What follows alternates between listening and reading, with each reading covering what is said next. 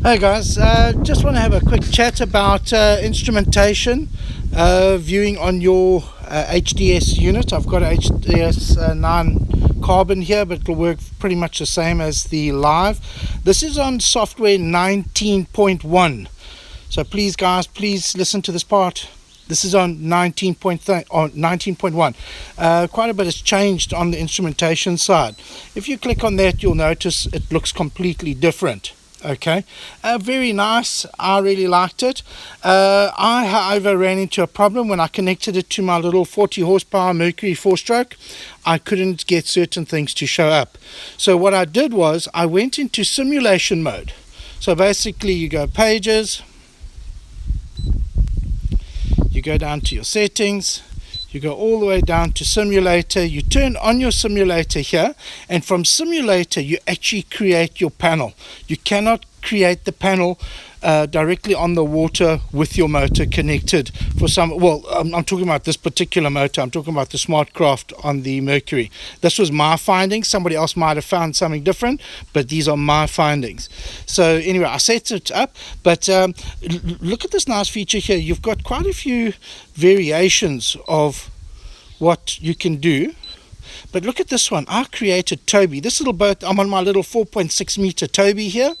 I've made a customized a panel for that, just using the tools that I have. I've got my heading, which is important to me. I've got my engine hours, speed up center.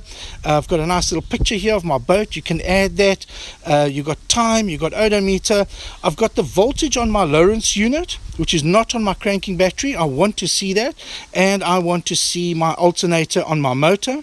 I've got water temperature on my motor, and I've got oil temperature on my motor. And then of course I got my RPM.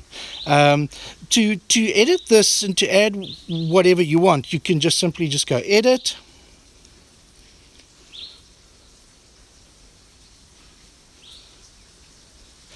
and just add gauges.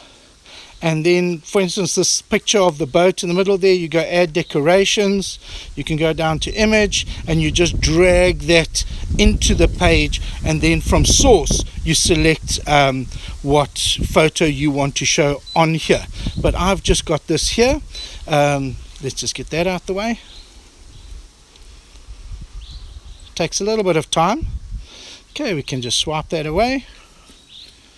Now, what I like to watch here when I crank my motor, I want to see what my battery does. I'm going to turn my key on. There's my key going on. You'll see this voltage should come up here now on my motor side. Center, there we go. It's up to 13.1 volts. The water temperature is 34 degrees Celsius. You know what? I don't have oil temperature sensor on this motor. Okay, so I can actually delete that bottom right one. Anyway, I just saw that now. But the engine hours is very important to me. Now, watch what happens to my voltage as I start the motor up. Did you see how it dropped there? And then straight up, you can see it comes up. It tells me that my alternator is working nicely.